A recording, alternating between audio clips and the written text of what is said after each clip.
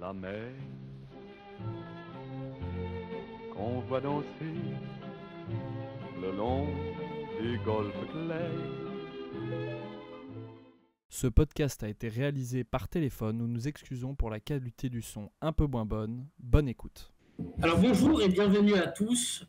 Merci Francis Vallat, ex-armateur international et puis évidemment vous êtes très connu pour la guerre que vous avez menée contre les navires poubelles avant de fonder le cluster maritime français et le cluster maritime européen. Vous êtes également président d'honneur de l'Institut français de la mer ainsi que de Expédition 7e continent contre la pollution des océans par le plastique. Et puis évidemment, vous êtes président d'honneur aujourd'hui de SOS Méditerranée, que vous avez présidé ces 3 premières années. Évidemment, il y a de ces personnalités qui comptent dans le monde maritime. Vous en faites partie. Vous avez compté éminemment et puis vous êtes aujourd'hui académicien de l'Académie de Marine. Vous avez très tôt été fasciné par l'océan et ma première question, Francis Vallat, ça va être de vous demander de vous présenter pour nos auditeurs. Écoutez, merci. Déjà, vous en avez dit beaucoup. Alors, qu'est-ce que je pourrais dire de caractéristique en plus de ce que vous avez dit? D'abord, je suis limousin, donc au milieu des terres, loin de la mer. Je suis une sorte de huron, de bizarrerie, d'anomalie dans le monde maritime. Mais je pense que ça correspond à un besoin profond, une fascination que j'ai toujours eue pour la mer, qui vient de je ne sais où. J'ai d'ailleurs abordé cette question, je le cite, c'est pas pour me...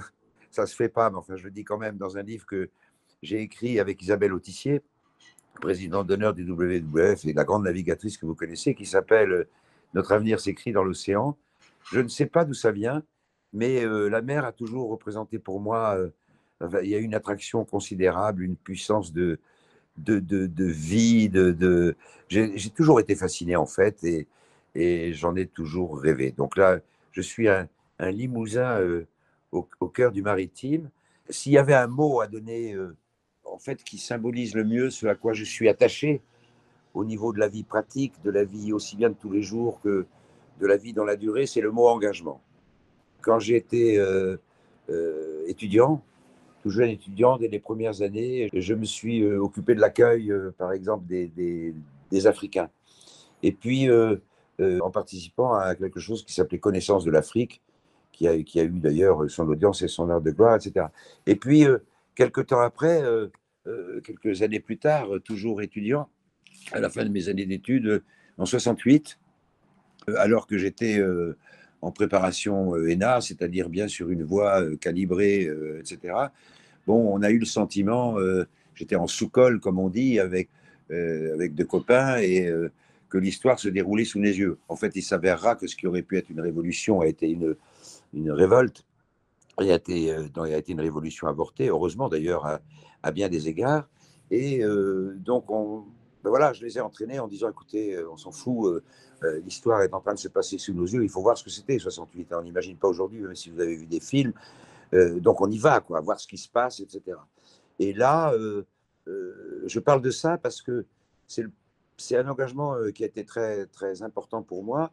On n'avait rien du tout. Et on est allé dans les facs et on a vu qu'elles étaient occupées. Et qu'elles étaient occupées par quoi? Par des extrêmes, hein, des extrémistes, etc. C'est la deuxième caractéristique, je pense, c'est que pour être efficace, j'ai eu toujours à résister à la tentation, non pas de l'idéal, ça surtout pas, mais à la tentation idéaliste pour que les choses avancent. Et dans cet engagement, dans les facultés occupées, etc., j'étais ulcéré parce que tout était négatif. Les extrêmes, soit tout était moche, il fallait tout casser, soit tout était bien. Il y avait de la violence des 2 côtés. Donc j'ai créé un mouvement qui est devenu, en un an d'ailleurs, j'ai créé en fait le 13 mai 68, mais on dit toujours le 12 mai parce que le 13 mai 68, à l'époque, c'était le 10e anniversaire du 13 mai 58, que certains à tort considèrent comme un coup d'État. Donc c'était le 12 mai 68. Et là, on a commencé à agir tout de suite avec notre argent de poche d'étudiants, et Dieu sait qu'on n'en avait pas beaucoup, acheter du papier pour faire des tracts, etc. Et dire, écoutez, ce qui se passe est important. C'est vrai qu'il y a un tas de questions qui se posent. c'était déjà la société de consommation, Marcuse, les mandarins, la remise en cause de l'ordre établi qui était figée, il faut le dire, depuis des décades, si c'était depuis des siècles à certains égards. Mais en même temps, tout n'était pas acheté. Et puis le refus de la violence, qui m'a valu d'ailleurs, je ne suis pas du tout un héros, parce que ça n'a pas été, comment dirais-je, des blessures de guerre, etc. Mais d'être 2 fois à l'hôpital, une fois par l'extrême droite et une fois par l'extrême gauche. Et puis, en fait, ça correspondait, à l'époque, il y avait donc ces 2 extrêmes dont je parle, et puis des étudiants comme moi qui cherchaient à voir ce qui se passait pour essayer de faire quelque chose de positif. Et puis, il y avait tous ceux qui étaient partis, qui en profitaient pour aller sur la plage. Donc, moi, je faisais partie de la 3e catégorie.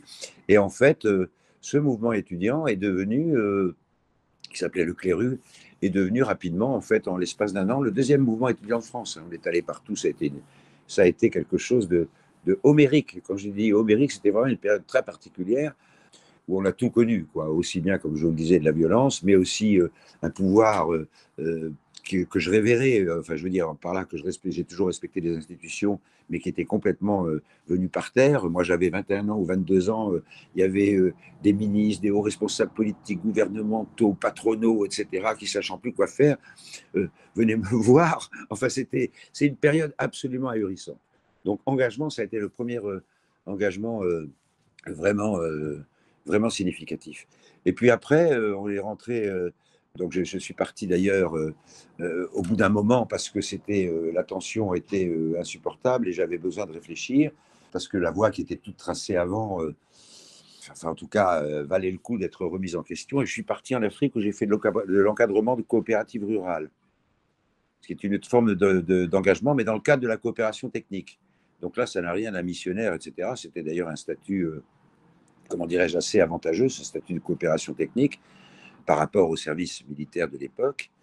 Mais on était dans une époque différente, même au niveau de l'expression des valeurs.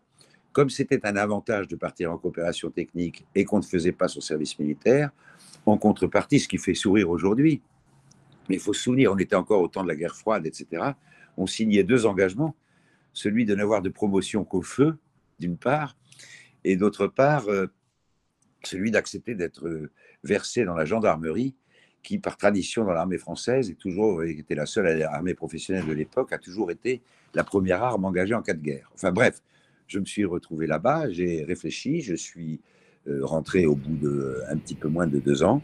Où ça en Afrique? Où ça en Afrique, Francis Valla? Alors j'étais au Sénégal, principalement au Sénégal. J'avais fait pas mal l'Afrique avant dans le cadre de connaissances de l'Afrique dont je vous parlais, là, de cet accueil des Africains, donc, qui m'avait amené à aller aussi en Afrique, mais au Sénégal, et avec 1 semaine par mois, en fait, j'étais un co-dirigeant de ce qu'on appelait l'École nationale d'économie appliquée, et une fois c'était extraordinaire, vous imaginez faire ça à 23 ans, 24 ans, avec un chauffeur africain, partir avec une Land Rover dans les coopératives rurales en brousse. Enfin, c'était vraiment un autre monde qui a bien vidé le cerveau, et je suis rentré. Et là, donc, toujours avec cette volonté, je crois que vous avez, que vraiment manifeste votre association, non pas d'être dans le coup, c'est pas du tout ça, mais d'exercer sa responsabilité, son devoir, de ne pas être là toujours en spectateur, si vous voulez, mais d'être acteur aussi bien que possible. Et là, il y avait plusieurs possibilités d'engagement possibles, d'autant que, compte tenu de ce bref passé dont je vous ai parlé, j'ai eu des propositions d'hommes politiques, ce qui me tentait. Hein, moi, je crache pas du tout sur la politique. Et en même temps, bon, me tentait, mais j'étais pas prêt, quoi. Et en fait, j'ai laissé passer le coche. J'aurais volontiers. Je pense que ça peut quand même être un très bon levier pour faire les choses, et que malheureusement, il y a beaucoup d'hommes politiques. Je suis pas de ceux qui disent que ils sont tous nuls ou tous pourris, etc. Mais il n'y en a pas assez qui sont intéressés par le pouvoir pour faire changer les choses plutôt que par les motocyclettes autour de la voiture, quoi. Mais enfin bref, donc je me suis dit, il faut que je fasse un choix. Et là, le choix, c'était très clair. J'étais avant, dans ma jeunesse, passé par les Glénans. C'était de travailler pour ou dans une entreprise qui s'intéresse à la mer. Et puis, donc c'est ce qui s'est passé. J'ai trouvé un emploi dans une société qui était armateur transporteur de produits pétroliers, chimiques, etc. J'y suis rentré comme jeune cadre, juridique, relations humaines, etc. Oui, je suis de formation. Ma formation, c'est Sciences Po et 2 DES de droit et d'économie. Donc je suis rentré là-dedans, heureux de m'occuper des choses de la mer, ayant envie de responsabilité, mais en même temps voulant une vie équilibrée parce que j'ai toujours été titillé par l'envie d'écrire.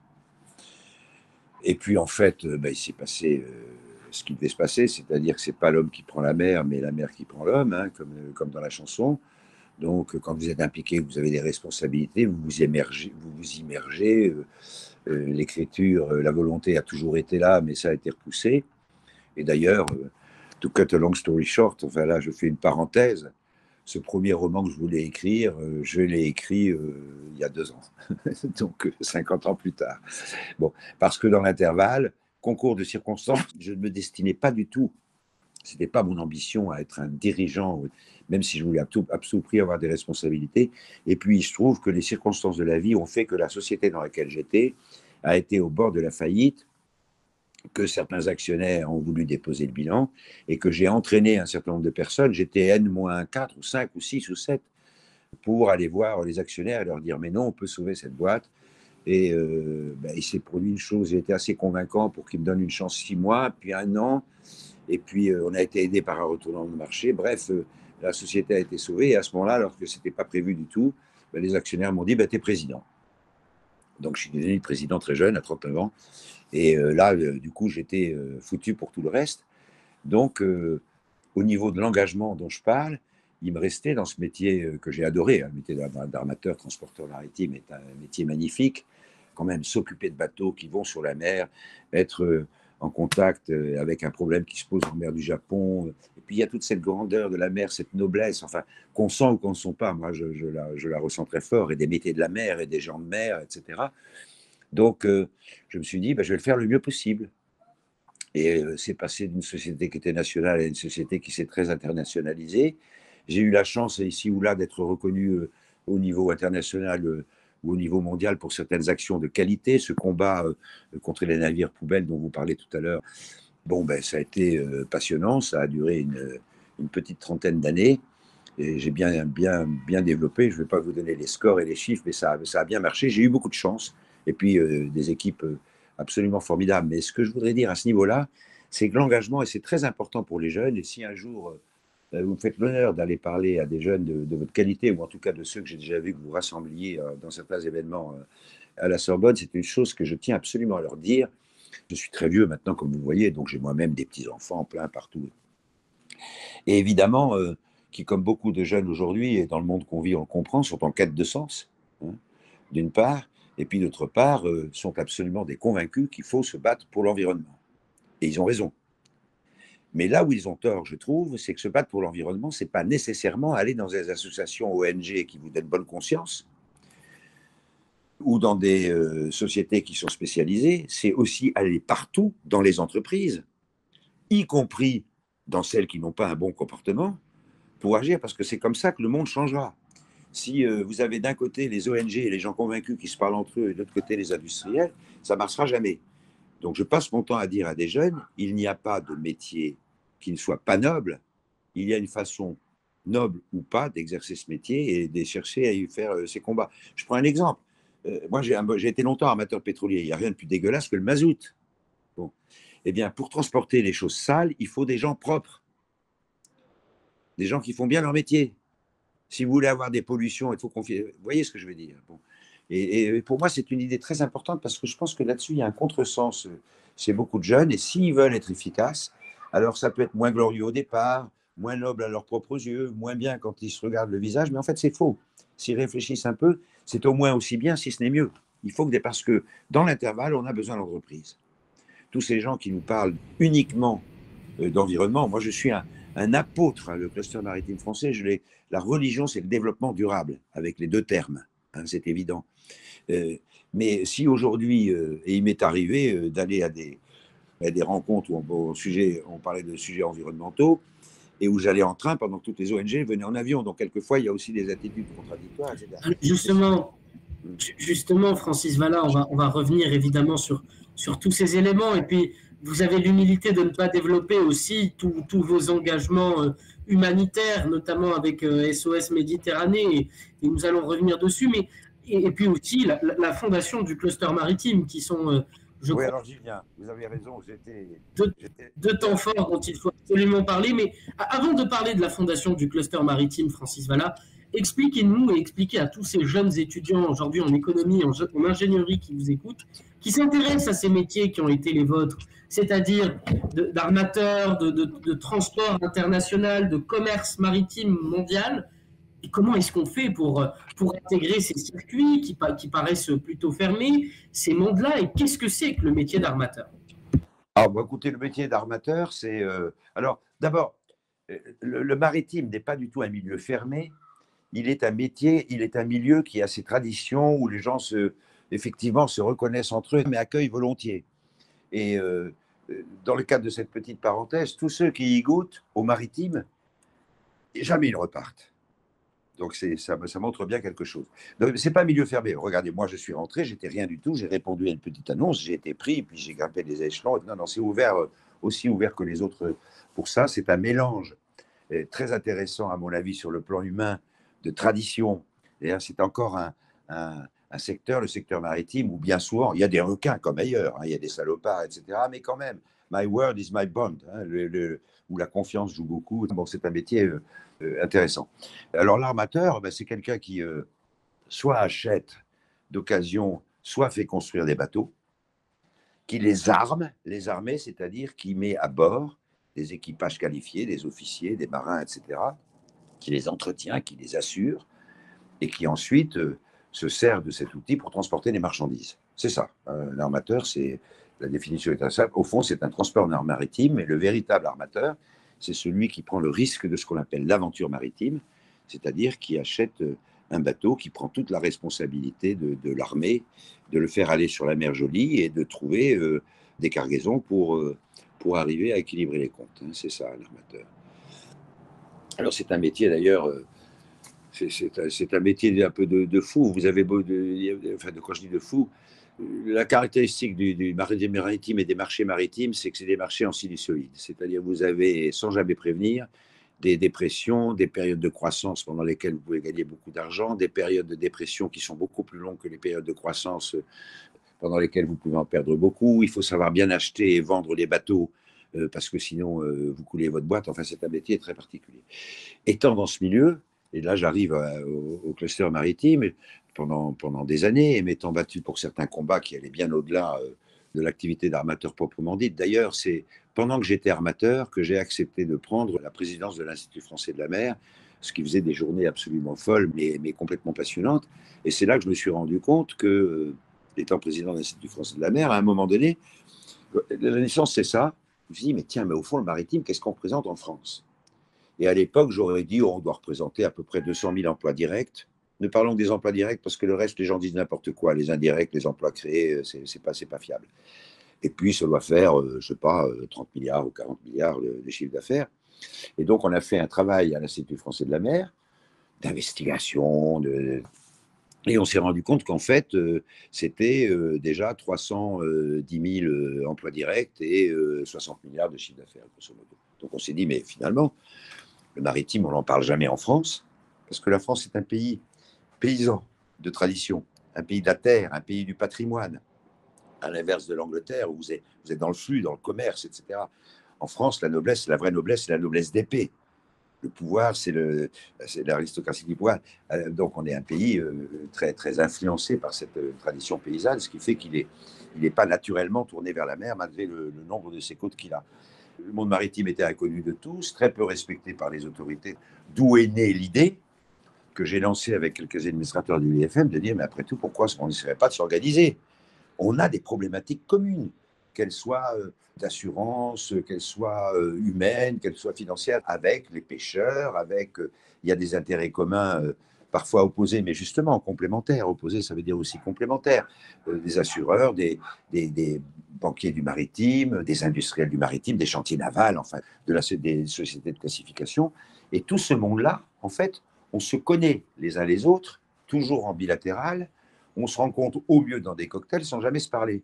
Eh bien, essayons de voir ce qu'on a comme dénominateur commun et si on peut se faire mieux respecter.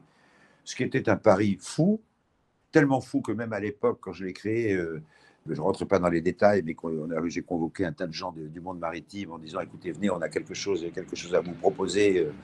Ça va peut-être pas marcher, mais ça vaut le coup d'essayer de voir. Donc ceux qui veulent viennent, etc. Donc j'avais réservé l'amphithéâtre du Conseil économique et social. C'était la grande surprise qui viendrait pas. Et puis là, j'aurais tenu ce langage en disant, écoutez, nous sommes le maritime de France, nous sommes la France maritime, et elle n'existe nulle part. Donc on sera plus fort, l'union fait la force, on sera plus fort vis-à-vis de l'extérieur. À peu près au même moment d'ailleurs, il y avait la démarche du cluster européen pour essayer de voir si ça pouvait prendre sur ce plan-là. Et puis, dans mon langage, il y a très peu de chance, mais essayons. On ne démarrera pas si on n'a pas des moyens, donc j'avais beaucoup travaillé avant, hein, bien entendu. Voilà ce qu'il nous faut au minimum, comme centaines de milliers d'euros. Voilà, vous avez 3 ou 4 mois pour dire si vous suivez ou si vous ne suivez pas. Et puis, ça a démarré timidement, et puis on a fini par réunir le budget. Et là, à partir du moment où il s'est créé, ça a été une traînée de poudre.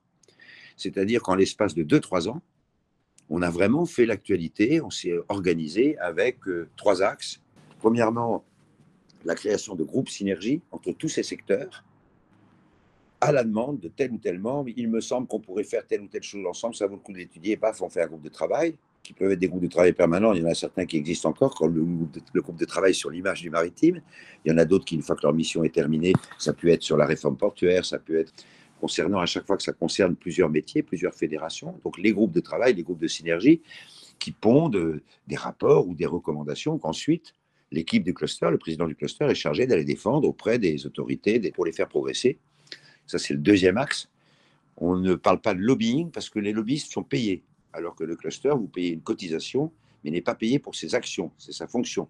Donc on appelle ça le dialogue constructif avec les pouvoirs publics. Et puis le troisième axe, c'est tout ce qu'on appelle le networking, c'est-à-dire qu'on a en permanence des actions pour que les gens se rencontrent. Ça peut être des buffets, des réunions, des événements, mais qui ne sont pas simplement un truc où on mange un cocktail, mais où on présente les uns aux autres, on travaille. Voilà. Donc ça, c'est le cluster maritime français qui a été reproduit au niveau du cluster européen, mais qui ne marche pas très bien aujourd'hui, qui a regroupé 18 pays à un moment donné, un peu sur le modèle français, mais avec des succès inégaux. Mais en tout cas, en France, ça marche bien, et aujourd'hui, on est vraiment l'interlocuteur global du maritime pour les pouvoirs publics, dans le respect des fédérations de chacun des métiers, puisque le cluster n'intervient que quand un sujet concerne plusieurs métiers à la fois. Voilà. Alors, justement, Francis Vallat, vous nous avez expliqué comment est-ce que le cluster maritime a favorisé à l'essor d'un dialogue inter-industrie maritime. Et d'ailleurs, aujourd'hui, on le voit bien dans la richesse et la diversité des acteurs qui composent ce cluster maritime. Il y a à la fois des grosses entreprises, et il y a également des associations, des startups, donc une vraie diversité d'acteurs. Et donc, vous avez favorisé ce dialogue entre acteurs du maritime. Et alors, quel dialogue avec les acteurs, le grand public? Quel dialogue entre les acteurs du maritime et le grand public et la jeunesse, qui sont aussi les sujets qui nous intéressent ici? Ok, alors je vais vous répondre. Sur le premier point, oui, fédération des acteurs du maritime. S'il y avait un deuxième mot après engagement, ce serait unir, fédérer. Nous avons aussi, à côté des entreprises et des associations dont vous parlez, nous avons aussi, à titre d'invités, mais permanents, on les reçoit très très souvent, participant au groupe de travail, les représentants des pouvoirs publics et des administrations, mais on n'a pas voulu qu'ils puissent être membres, parce que ce qu'on voulait, c'était justement être l'interlocuteur. Donc il fallait que le jeu soit clair, et moyennant quoi, ça marche très très bien, parce que même l'État, il est content d'avoir... ça lui facilite un peu la vie d'avoir quelqu'un qui coordonne en face. En revanche, on a des établissements publics comme l'IFREMER, comme etc. À partir du moment où ce ne sont pas des administrations de pouvoir. Par exemple, la Marine nationale est membre du cluster parce qu'elle est armateur de bateaux gris, mais pas en tant qu'autorité. Voyez. Alors, votre question. Non, alors vous allez être déçus, mais la philosophie, le fondement du cluster, on ne peut pas tout faire. Il faut savoir se limiter, sinon ça ne marche pas ou on brouille le message. On est essentiellement B2B. Ça n'empêche pas qu'on mène un certain nombre d'actions, évidemment, vis-à-vis du public. On soutient en particulier beaucoup d'initiatives dans le pays pour faire connaître la mer, les problèmes maritimes. On soutient beaucoup de salons de formation et on fait connaître, on vulgarise auprès des jeunes la connaissance des métiers du maritime. Et d'ailleurs, cet aspect vers les jeunes est en train d'être accéléré par ma successrice, la présidente du cluster actuel, qui est très concernée par les jeunes. Voilà. J'ai oublié de dire tout à l'heure, au niveau du cluster maritime que simultanément, enfin, dans les années qui ont suivi, ça a été très très difficile, mais on y est arrivé. Moi, je suis resté donc 9 ans président. J'ai participé à la création de clusters maritimes outre-mer, dans la plupart des outre-mer. Il en manquait 3, ce que mes successeurs ont fait. Donc, nous avons des jumeaux, des frères, et on se parle beaucoup entre nous. Donc, vous voyez, ça donne beaucoup d'importance à cette France maritime pour se coordonner. Pas assez, hein. Aujourd'hui, on n'est pas suffisamment puissant du tout pour faire la politique maritime. Ce sont bien les gouvernants qui la font. Mais ils ont besoin de nous. Si on était vraiment contre quelque chose qu'ils veulent faire, je pense qu'ils auraient du mal à le faire. Donc, on a quand même acquis un certain... Mais pour répondre à votre question, nous ne sommes pas B2C, ça n'est pas notre vocation. Nous sommes B2B, ça aurait tout mélangé, ce qui ne nous empêche pas d'avoir quand même beaucoup d'actions vers le public, y compris de communication, qui font que je crois qu'on peut dire aujourd'hui, grâce entre autres à cette action, on n'est pas les seuls, hein. La victoire a toujours plusieurs mères, vous le savez, la défaite seule est orpheline, mais on fait partie des mamans qui font qu'on parle aujourd'hui beaucoup plus en France de la mer que ce qui était le cas il y a 20 ans, et c'est sûr qu'on y est pour quelque chose. Alors, Francis Vallat, la grande question qui se pose, c'est au moment où vous fédérez ces acteurs du maritime, vous-même, vous aviez cette expérience d'armateur et cette expérience professionnelle, et vous avez converti tout ça ensuite avec une aventure humanitaire qui, aujourd'hui, est évidemment très célèbre en France et que tout le monde connaît, qui est SOS Méditerranée. Parlez-nous de cet engagement. Oui, alors là, c'était très particulier. J'espère, en tout cas, quand j'étais armateur et dans les différentes fonctions que j'ai eues, j'ai voulu toujours donner, alors vous me direz, beaucoup de gens disent ça, mais vraiment, c'est sincère, quoi, dans le dialogue, ce qu'on appelle le dialogue social, avec les syndicats, dans les cas sociaux qui peuvent se poser, avoir une dimension qui soit une dimension humaine. D'ailleurs, vous ne pouvez pas faire de la qualité, ce qui était un combat, on parlait tout à l'heure des navires poubelles, si vous ne liez pas l'humain à tout ça. Mais je n'avais jamais été, comment dirais-je, un militant de ces causes, trop occupé probablement par mon métier, mais agissant simplement sur ces plans-là au sein de la communauté armatoriale. Et puis, 9 ans après que j'ai créé le cluster, attendez, oui, c'est ça, à peu près 8 ans, j'ai été contacté par la fondatrice, et les fondateurs d'ailleurs, de SOS Méditerranée, qui avaient créé SOS Méditerranée 2 mois avant, tout simplement parce qu'ils avaient été révoltés, comme je l'avais été moi-même, mais je ne m'en étais pas occupé, je dois le dire, par l'arrêt d'une opération qui s'appelait Mare Nostrum, par laquelle flotte italienne, y compris les navires d'État italiens, sauvaient des migrants, donc ils traversaient la Méditerranée. Et du coup, l'année 2015 a été une année d'hécatombe. Donc, révoltée par cette situation, cette fondatrice qui s'appelle Sophie Beau a créé en disant il faut faire quelque chose. Et à l'époque, comme il n'y avait pas la pression aujourd'hui politique, enfin c'était moins chaud qu'aujourd'hui, ça n'a pas été difficile sur le plan politique. Puisque même, je suis en train de gagner un peu des étapes, mais je vais y revenir. Très peu de temps après que j'étais président, enfin 1 an ou 2, je suis allé à Bruxelles pour recevoir pour SOS Méditerranée, avec Klaus Vogel, l'autre fondateur, le prix, je ne sais plus quoi, du citoyen européen. Enfin, c'était bien vu, quand même, si vous voulez. Il n'y avait pas la pression politique qu'il y a aujourd'hui. Ce qui a tout changé quand Salvini est arrivé et que les Français ont commencé, enfin les Français, que partout en Europe, les gens ont commencé à avoir peur de ce milieu anxiogène, de l'invasion, du grand, comment il appelle ça, là, du grand remplacement, enfin toutes ces choses-là. Bref, je reviens, je me souviens parfaitement, c'était pendant les Assises de la mer, qui est un événement qui a été cofondé par le cluster maritime français aussi, hein, qui est issu de la fusion des Journées nationales de la mer de l'Institut français de la mer que je présidais, et des Assises de Ouest-France. Bref, pendant les Assises de la mer de 2015, cette jeune femme a demandé à me voir, et simplement pour que je leur donne un coup de main pour trouver un bateau. Ça ne se refuse pas.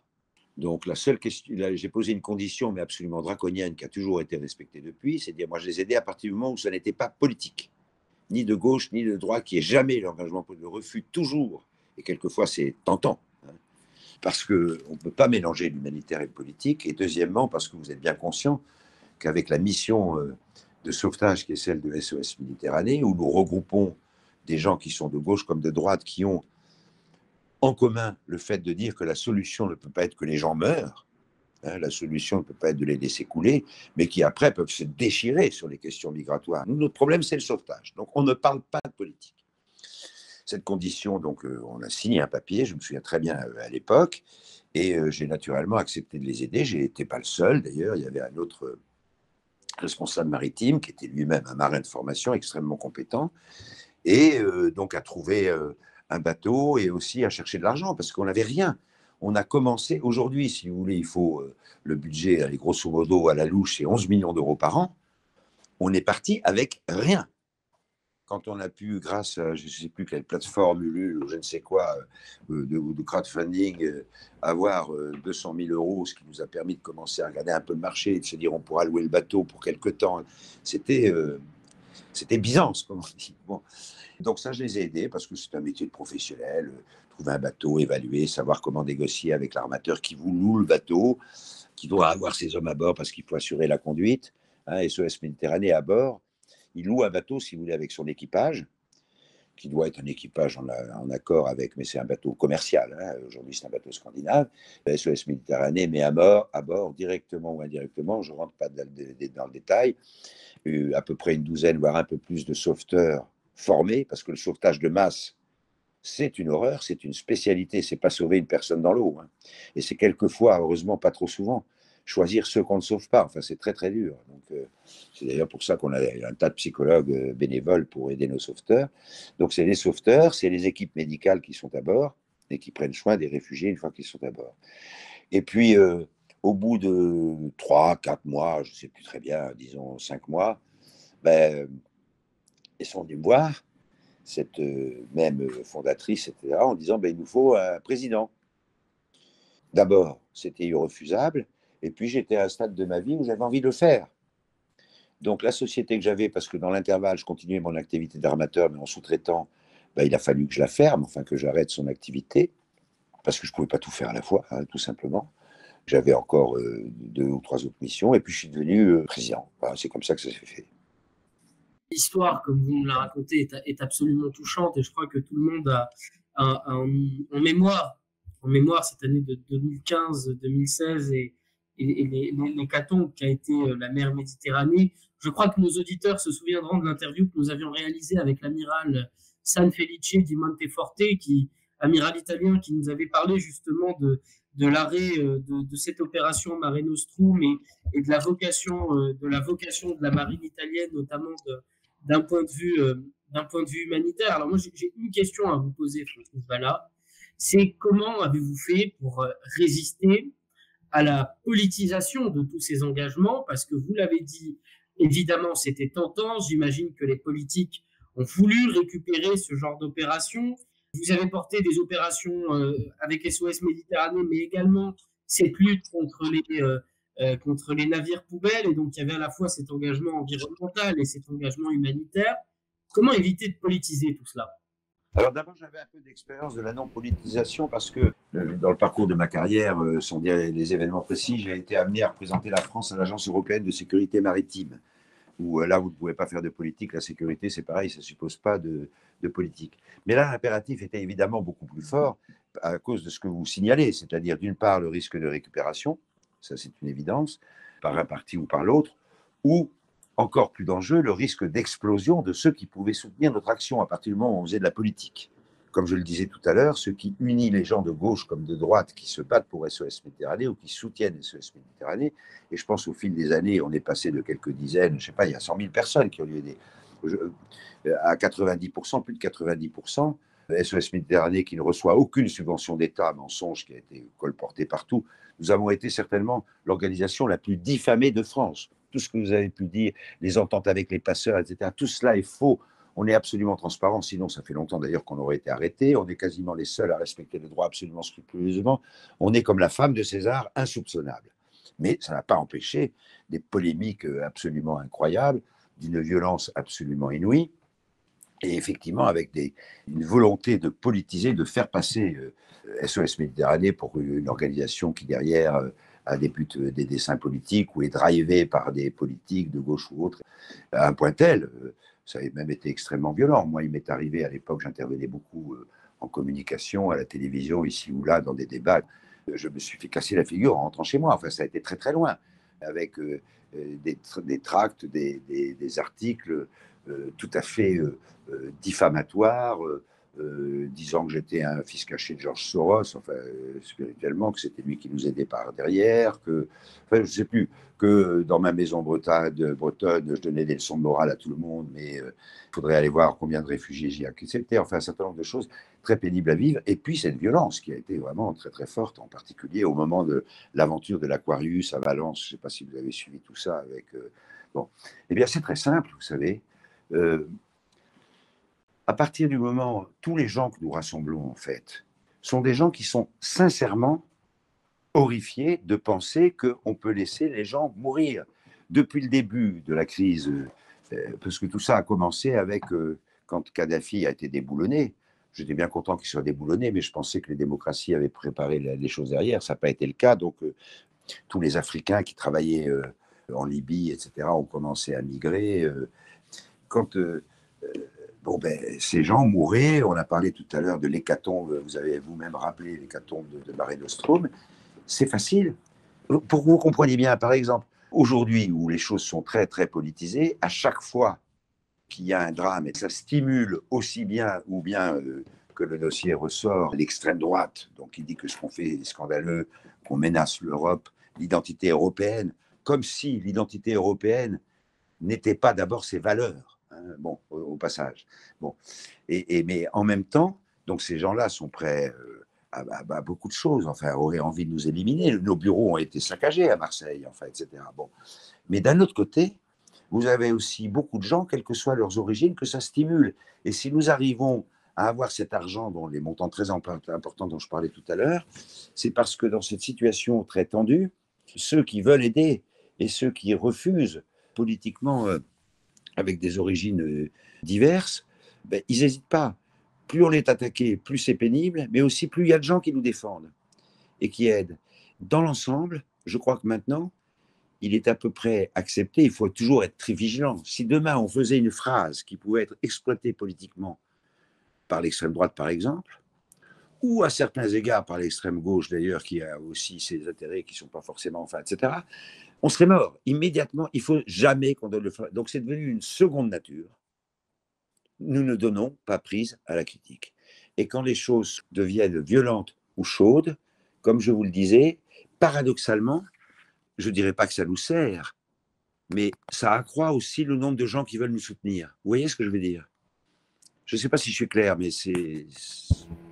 Vous êtes parfaitement clair. Et Francis, vous nous avez parlé de tous ces engagements, évidemment, et moi, la dernière question sur votre parcours qui nous intéresse particulièrement, c'est la publication du Vent de l'Absolu, votre premier roman. Qu'est-ce qui vous a poussé en tout cas à passer à l'écriture littéraire? Et puis, y a-t-il des liens entre vos engagements passés et ce roman, peut-être une part autobiographique? Et est-ce la volonté de transmettre? Est-ce qu'à l'issue d'un parcours comme le vôtre, qui ne s'arrête pas, puisqu'aujourd'hui encore vous avez beaucoup de responsabilités, est-ce que cette fonction de transmission commence à se poser? Alors, c'est amusant comme question, parce que en fait, on m'a proposé, c'était le groupe Bayard d'ailleurs à l'époque, d'écrire un livre sur mon parcours ou bien d'écrire mes mémoires. Mais comme je le dis d'ailleurs dans mon roman, je ne sais pas si vous l'avez lu, parce que c'est toujours un peu autobiographique, alors, mais en l'occurrence, j'y reviendrai. Mais comme le dit le héros de mon roman, bon, déjà, il faut être Churchill ou De Gaulle, sinon quelle prétention d'écrire sur ça. Donc l'idée même des mémoires me paraît infiniment prétentieuse. L'idée de transmettre, je le fais en vous disant que oui, je suis toujours heureux de parler à des jeunes, en disant absolument qu'il faut qu'ils s'engagent. Ce que je vous disais tout à l'heure, s'engager pour l'environnement, c'est pas obligatoirement s'engager des entités pour l'environnement. Bon, bien sûr, mais c'est le roman, non, c'est pas du tout le souci de transmettre, je le portais en moi depuis très très longtemps. J'ai fait exprès de choisir un cadre qui n'est pas celui auquel j'ai vécu, où je vis, il se passe dans le domaine de la musique qui n'a absolument rien à voir avec ce que je suis. C'est ce qu'on appelait autrefois un roman d'idées. Alors j'espère que le lecteur, quand il le lit, il n'a qu'une envie, c'est d'aller à la fin, parce qu'il y a une vraie histoire avec, je l'espère, du suspense. Est-ce que le héros va arriver ou non à son but, ce genre de choses, si vous voulez. Mais c'est un roman, le titre le dit bien d'ailleurs, Le vent de l'absolu. Est-ce que l'absolu, c'est du vent? Ou est-ce que l'absolu peut être un vent qui emporte tout et qui pousse dans le bon sens? Si vous voulez, un peu, c'est le thème qui est par derrière, mais ce n'est pas un livre de philosophie, c'est une histoire avec des hommes, des femmes, des histoires un peu aventureuses ou d'amour et un défi tout à fait extravagant que se pose le héros, etc. Non, c'est vraiment un roman, c'est une œuvre littéraire, c'est une œuvre de fiction qui est évidemment, je crois que c'est impossible que ce soit autrement, très inspiré, je ne sais pas si le mot est juste d'ailleurs, mais par ce que je suis ou par ce que j'ai pu faire, mais il n'y a pas de prétention si ce n'est de dire que ça vaut le coup de se battre pour l'absolu, quoi. Voilà, Cela dit, vous savez, quand vous écrivez un roman, vous allez dans ce domaine-là et que vous n'êtes absolument pas connu, vous avez à la fois une satisfaction et une insatisfaction. La vraie satisfaction, c'est d'être arrivé au bout. Merci les Covid, sinon j'y serais jamais arrivé. Bon. Et puis après, l'insatisfaction, c'est que quand vous êtes inconnu dans le monde littéraire et que vous faites de la fiction, vous avez beaucoup de mal à trouver un éditeur, il investit pas sur vous, donc ça se vend pas, etc. Et la satisfaction, c'est que ceux qui l'ont lu, dont beaucoup de gens que je ne connais pas, c'est là qu'il y a le vrai critère, j'ai eu beaucoup de témoignages de gens qui ont été touchés. Donc ça me suffit. Et j'aimerais bien continuer, mais je ne sais pas, ce sera ou pour une autre vie ou si je vis encore suffisamment longtemps. Là, évidemment, il y avait cette question de la transmission et nous allons entrer dedans pleinement, Francis Vallat, parce que nous sommes dans une époque qui est extrêmement contrariée. Il y a plusieurs, en parlant de vent, il y a plusieurs vents qui sont contradictoires aujourd'hui. Et évidemment, la jeunesse ne sait pas trop où se positionner dans un monde où les villes et les îles sont menacées par l'érosion et la montée des eaux, et un monde où les différents protectionnismes émergent. La question qu'on aimerait d'abord vous poser, comment analysez-vous la situation géopolitique mondiale et notamment la très récente déclaration du président Donald Trump qui applique des tarifs douaniers de plus en plus importants aux frontières? Est-ce un retour vers le protectionnisme et est-ce quelque chose de souhaitable? Il y a tellement de choses dans votre question. Je vais réagir à un point de la question elle-même et puis naturellement, je ne vais pas évacuer la réponse. Et en terminant sur la transmission et avec une partie de votre question, moi, ma façon de transmettre, c'est d'aller partout où je le peux, où j'ai le temps, etc., témoigner que ça vaut le coup de s'engager, témoigner que les combats on ne perd que les combats qu'on ne livre pas, ça, ceux-là, on est sûr de les perdre. Témoigner, vous parliez de la montée des eaux. Moi, je fais partie d'une génération, et même les bien plus jeunes que moi s'en souviennent, où on pensait que la Terre allait mourir parce que le trou de la couche d'ozone s'élargissait, menaçait toute vie sur Terre et qu'on n'avait pas le moyen. Et puis finalement, on y est arrivé. C'est-à-dire des combats imbattables, on a pu les gagner. Les dégazages qu'il y avait dans toutes les eaux européennes qui polluaient complètement, etc., on y est arrivé. Donc dire ça vaut le coup, battez-vous, etc. Bon. La deuxième chose, c'est de dire aux jeunes, la position, c'est pas le repli. Hein. On est déjà dans une société qui, vous le savez bien, on l'écrit partout, et c'est vrai, la tentation individualiste est absolument partout. Vous êtes jeune, vous avez 20 ans, battez-vous. Vous n'avez pas le droit, si à votre âge, vous n'êtes pas tenté de vous battre pour un idéal, un combat dont vous pensez qu'il vaut le coup et que vous restez chez vous ou juste entre copains, ben, c'est pas bien. Donc il y a tout cet aspect transmission dont on aurait pu parler plus longtemps. Voilà, et de temps en temps, j'écris des articles. Je l'ai fait pendant le Covid, où je rencontrais des jeunes, tous très malheureux parce qu'ils ne pouvaient pas aller à la fac. Et bon, c'est très bien, une fois qu'on a dit qu'ils étaient très malheureux, parce qu'ils trouvaient que c'était mal organisé, je dis, bien, organisez-vous, battez-vous. C'est d'autant plus important qu'on est dans un monde où tout ce qui est universaliste et multilatéral est gravement mis en danger. Pendant le temps, tout le monde le sait, c'est une tarte à la crème de le dire, mais c'est d'autant plus important que soi-même, on sorte de nous-mêmes, etc., pour soutenir, parce que malgré tout, il n'y a pas plus sage pour l'avenir de l'humanité, il n'y a pas d'autres possibilités que les possibilités universalistes ou autres. Ce qui fait d'ailleurs une bonne transition avec votre question. Alors moi, je ne suis pas du tout un gourou Je n'ai pas de compétences particulières pour parler de l'avenir du monde. Il y a des gens qui le font très bien, ou de la situation actuelle du monde. Mais je pense que ce qui se passe aujourd'hui est une raison de plus. Nous, on est, même peut-être vous, Amine ou Lorenzo, peut-être déjà êtes-vous trop vieux, mais je ne crois pas. Mais nous ne sommes plus capables d'imaginer les solutions, d'imaginer le monde de demain. On a vécu, quelqu'un de ma génération a vu le monde totalement transformé, il a fait ce qu'il a pu, mais on est sec pour... Mais je pense que ce qui se passe aujourd'hui au niveau géopolitique, géostratégique, est très inquiétant, mais inquiétant à court terme, sauf à se dire, finalement, ça va mener à une explosion générale. Ce que je ne crois pas, est-ce que c'est parce que je suis incorrigiblement optimiste? Non, je n'y crois pas, parce que ça ne me paraît pas réaliste, tout simplement, qu'on aille jusqu'à tout faire exploser.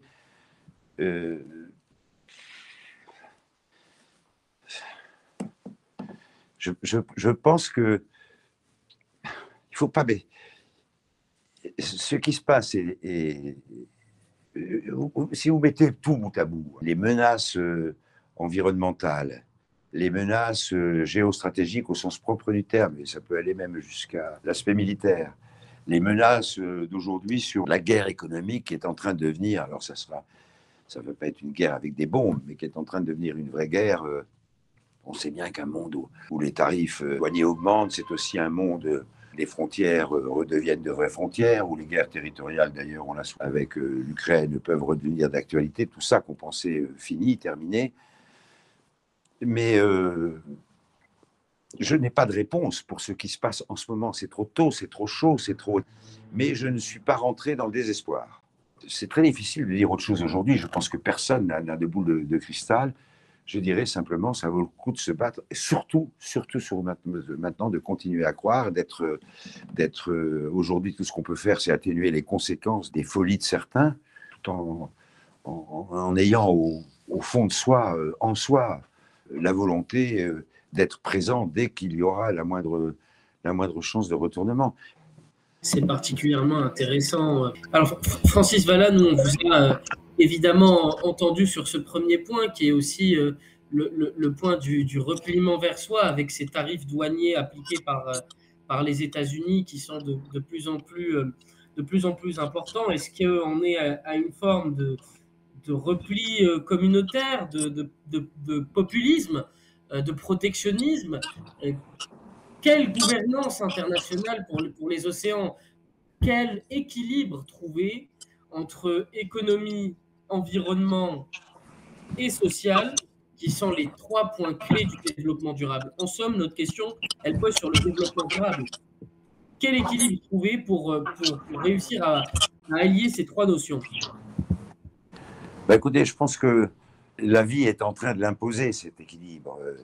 C'est de l'accouchement dans la douleur, mais on voit bien, par exemple, sur les questions de la décarbonation du transport maritime, sur des questions aussi complexes que les grands fonds marins, les débats ont lieu entre toutes les parties prenantes qui représentent les trois, comment dirais-je, les 3 sensibilités que vous avez nommées, l'économique, l'environnementale et la sociale. Il faut accélérer ce mouvement, et il y a un problème. Enfin, dans l'idéal, bien sûr, un gouvernement mondial, c'est utopiste, mais c'est ce qu'il nous faudrait. Bon, alors, comme ça n'est pas possible, il faut... la seule solution, c'est que les hommes de bonne volonté, hommes et femmes, encore une fois, se parlent et dialoguent d'une sensibilité à l'autre. Et pour ça, il y a, à l'heure actuelle, des voies qui émergent. Alors, il y en a une première, c'est de faire très attention à ne pas foutre en l'air tout ce qui est multilatéralisme. Au niveau du monde maritime, vous avez par exemple l'Organisation maritime internationale, qui est un lieu de dialogue et de décision universelle, ce qui est absolument indispensable. Parce que si vous ne prenez pas des décisions universelles, vous savez, la mauvaise monnaie chasse la bonne, et que les mêmes règles ne s'appliquent pas à tout le monde, vous n'y arriverez pas. Donc l'OMI, là-dessus, est un carrefour qui est de plus en plus actif, où se rencontrent, où les débats se font souvent au couteau, qui a fixé des objectifs très importants sur le plan aussi bien environnemental que social. Sur le plan économique, ça va sans dire. Mais des dates, je ne rentre pas dans le détail, mais vous avez des étapes qui ont été affichées au niveau mondial, à tel moment, 2030, 2050, il faudra être à ce niveau-là, et ça se base sur les mesures intermédiaires et le financement de ces mesures intermédiaires. C'est en train de se faire. C'est long et c'est douloureux parce que ça ne peut pas être autrement. Il y a tellement d'intérêts contradictoires, y compris au sein de chacune des sensibilités.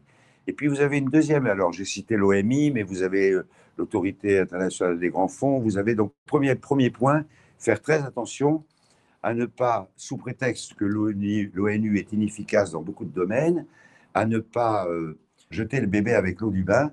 Nous avons besoin d'instances multilatérales à côté de ces grands messes qui sont d'ailleurs critiquables par bien des aspects, même si elles ont aussi une valeur ajoutée, que sont les COP, quel que soit leur numéro. Bon, faire vivre les instances multilatérales et aller s'écharper là-bas plutôt qu'ailleurs, ou par la communication, ou en faisant ce qui se fait en ce moment, c'est le premier point. Et moi, ça ne me paraît pas perdu, parce qu'il n'est pas question, je ne sens pas du tout à l'heure actuelle, le monde maritime, qui a une très grande conscience, il est par définition très international. 71% de la surface du globe, ce sont des mers.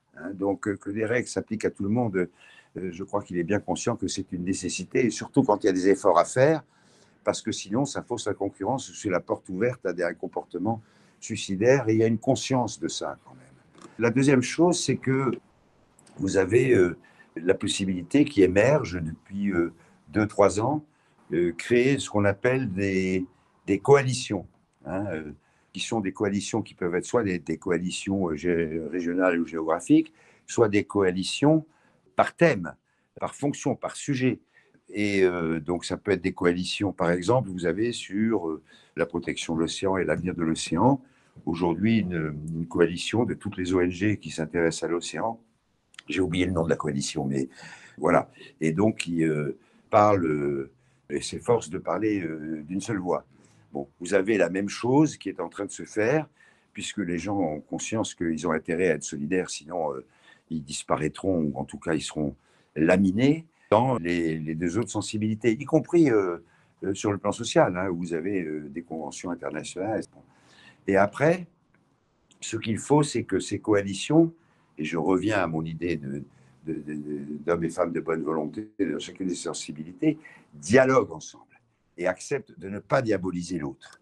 Alors ça, c'est très difficile parce que vous avez tout un aspect de communication, vous avez des militants, des extrémistes qui sont partout, mais la pression des faits est telle que, sauf à dire, à un moment donné, à accepter l'idée, bon, tant pis, je ne transige pas, je reste dans mes statements idéologiques ou extrémistes et on ira tous dans le mur, c'est quand même très, très difficile. Vous avez par exemple une initiative qui est française au départ d'ailleurs, qui s'appelle l'IPOS, IPOS, International Panel for Ocean Science, je crois.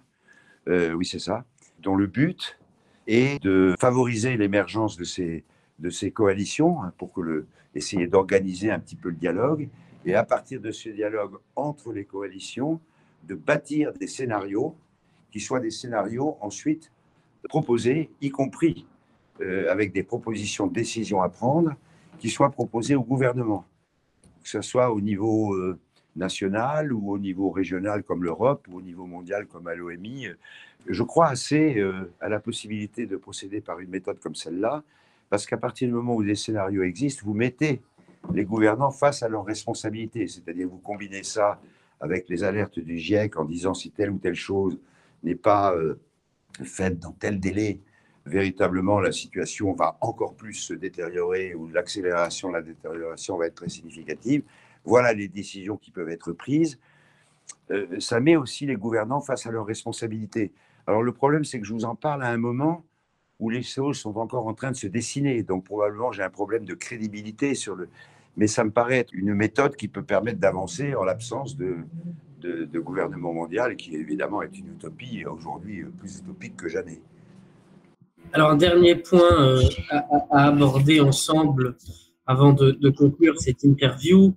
Ceux qui nous écoutent, et en tout cas ceux qui gravitent autour de vous connaissent notamment, puisque vous avez été membre du jury de la Tribune Bleue en votre qualité de président du comité éditorial et de la stratégie du magazine Marine et Océan.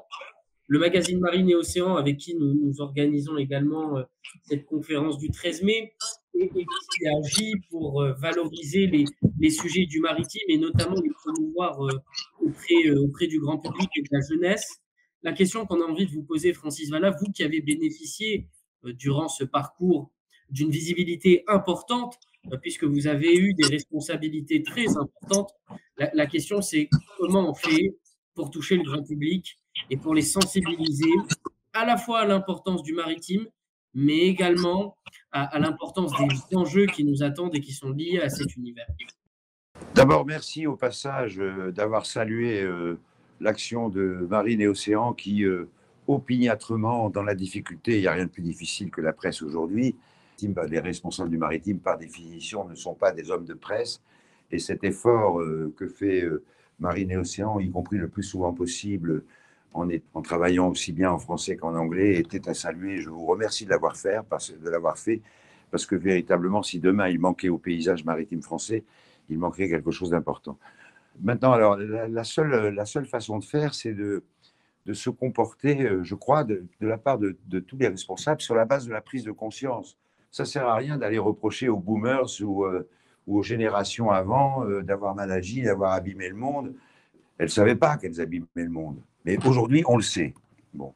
Et il y a une autre chose qu'on sait aujourd'hui, c'est que si ça va tellement vite, etc., si on ne réagit pas, c'est suffisamment dit partout, mais sans avoir encore assez de réactions positives, bon, on court à notre perte. C'est-à-dire, en abîmant la planète, on condamne l'humanité à terme, enfin en caricaturant un peu, mais ça revient quand même à ça. Eh bien, je pense qu'il faut qu'aujourd'hui, c'est un peu un paradoxe, mais ce n'est pas une habileté. Il faut que les militants se professionnalisent, c'est-à-dire acceptent que les responsabilités sont complexes et qu'on n'y arrivera qu'en faisant du développement durable. Et il faut que les responsables deviennent plus militants quand ils savent. Je crois que c'est vraiment un aspect important. C'est en nous. Il n'y a pas de baguette magique, il n'y a pas de réponse institutionnelle, il n'y a pas de... etc. Avec une volonté farouche d'aller dialoguer avec ceux qui ne sont pas vous. Et ça, il faut prendre son bâton de pèlerin et le dire, alors, comme vous le dites, vis-à-vis des jeunes et du public, parce que finalement, l'opinion publique, c'est ce qui est le plus efficace vis-à-vis des hommes politiques et des gouvernants, mais il faut le dire dans toutes les sphères dans lesquelles nous sommes chacun à notre place. Et plus vous avez de responsabilités, plus vous devez le faire et le dire. Voilà. En expliquant bien que le développement durable est incontournable. Je vais prendre un exemple. Aujourd'hui, moi, je suis absolument, dans l'absolu, pour la décroissance. Évidemment. Puisque, on le voit bien, on est environné de choses, d'objets, de services, etc., qui nous sont à peu près inutiles, ou en tout cas sont extrêmement superflus, mais coûtent très cher à la planète, etc. Le problème, c'est que d'abord, il y a une partie de tout ça auquel nous ne pouvons plus renoncer. C'est comme ça. L'homme, par définition, avec ce progrès qui s'accélère, est à la fois génial, ça en fait un grand prédateur. On ne peut pas y... Bon. Donc il faut être conscient, ça, il faut être réaliste. Donc il ne faut pas commencer par dire on va faire de la décroissance. Pourquoi? Moi, je suis pour une croissance vertueuse, parce qu'on ne peut pas faire autrement. Un exemple, nous allons être d'ici 2050 2,5 milliards d'habitants de plus sur la planète. Bon. Et déjà, ceux qui existent aujourd'hui, ils ne sont pas capables de renoncer. C'est impossible. Alors, en tout cas, c'est irréaliste. Disons pas, ils ne sont pas capables. Ne portons pas de jugement moral, mais aux outils dont ils disposent. Les outils avec lesquels vous êtes en train de faire cette interview, ça passe par des ordinateurs, ça passe par des smartphones qui sont bourrés de terres rares, et ainsi de suite, d'un tas d'outils de notre quotidien auxquels nous ne sommes pas capables de renoncer. Et en même temps, on va encore augmenter le nombre d'habitants sur la planète, la nécessité de les nourrir, la nécessité... Il y a une autre nécessité, c'est que il faut que pour accepter les efforts que doit faire l'humanité aujourd'hui pour sauver la planète et se sauver elle-même, il faut que chacun soit convaincu que le maximum est fait pour sauver la planète, mais en même temps pour ménager une vie décente aux générations d'aujourd'hui. Ce que je veux dire par là, si vous voulez, on ne sauvera pas les générations futures en sacrifiant les générations présentes. Ce n'est pas comme ça que ça marche. Il faut que les générations présentes, elles participent à l'effort. On ne sauvera pas la Terre contre l'homme, mais avec l'homme.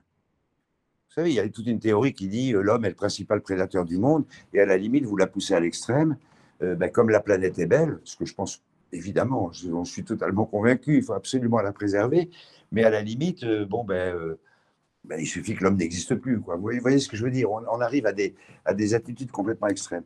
Donc je crois que c'est pas glorieux, c'est pas, etc.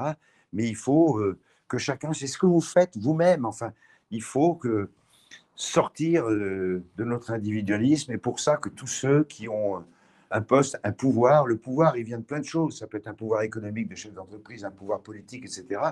Ça peut être aussi simplement un pouvoir qui est dû à une aura.